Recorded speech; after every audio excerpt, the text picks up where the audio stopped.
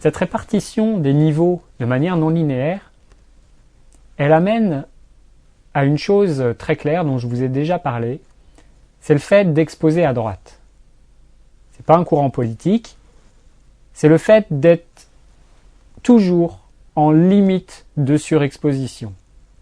Quand vous faites vos photos, cherchez à les faire les plus claires possibles, mais sans les surexposer, parce que, comme je vous ai dit tout à l'heure, quand on a une photo surexposée, c'est toujours un petit peu délicat de récupérer des détails.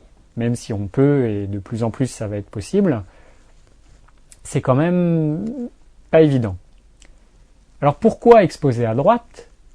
Tout simplement parce que si on suit notre raisonnement, et qu'en plus on utilise le format de fichier RAW, c'est là qu'on a le plus d'informations. Je vous ai dit, le premier niveau contient 2 fois moins de détails, donc les zones très sombres contiennent 2 fois moins de détails que les zones sombres, elles-mêmes contiennent 2 fois moins de détails, c'est-à-dire de niveau de luminosité, que les zones moyennes, que les zones claires, que les zones très claires.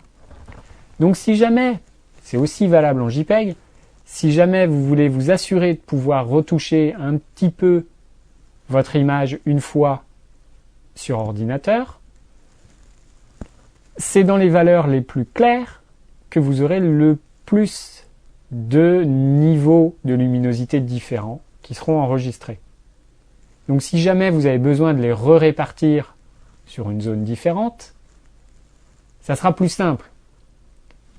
Si vous êtes en JPEG et que vous êtes à la limite de la surexposition et qu'il faut assombrir votre image, vous partez d'une...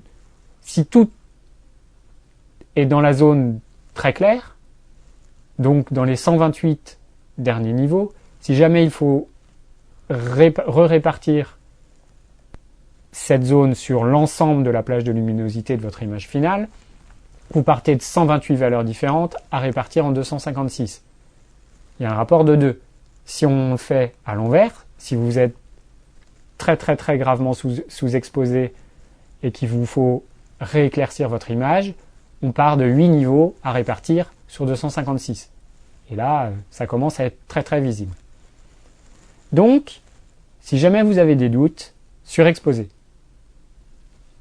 Typiquement, quand vous faites des photos en intérieur, en tout cas, moi, c'est ce que j'ai remarqué avec pas mal d'appareils Canon, quand on est en lumière incandescente, donc à une ampoule classique, je ne sais pas pourquoi, mais les photos sont généralement un poil sous-exposées, elles sont pas très claires. Et si jamais vous avez besoin de les éclaircir, donc dans mon cas, je dirais 9 fois sur 10, les photos en intérieur, j'ai besoin de les éclaircir d'au moins 2/3 d'IL, voire 1 IL complet. Du coup, j'ai moins d'informations que je veux étaler sur une plage plus large. Du coup, il vaut mieux surexposer au départ et donc avoir plein d'informations dans les hautes lumières et assombrir un petit peu si besoin, plutôt que l'inverse. Parce que, comme je vous l'ai dit, et je vous le répète, c'est dans les zones les plus claires qu'on a le plus de détails entre chaque niveau de luminosité. C'est comme ça, en tout cas, que le capteur numérique enregistre les informations. Donc, n'hésitez pas, quand vous faites vos photos, c'est aussi valable en RAW, c'est le cas, c'est très flagrant JPEG, mais c'est aussi valable en RAW.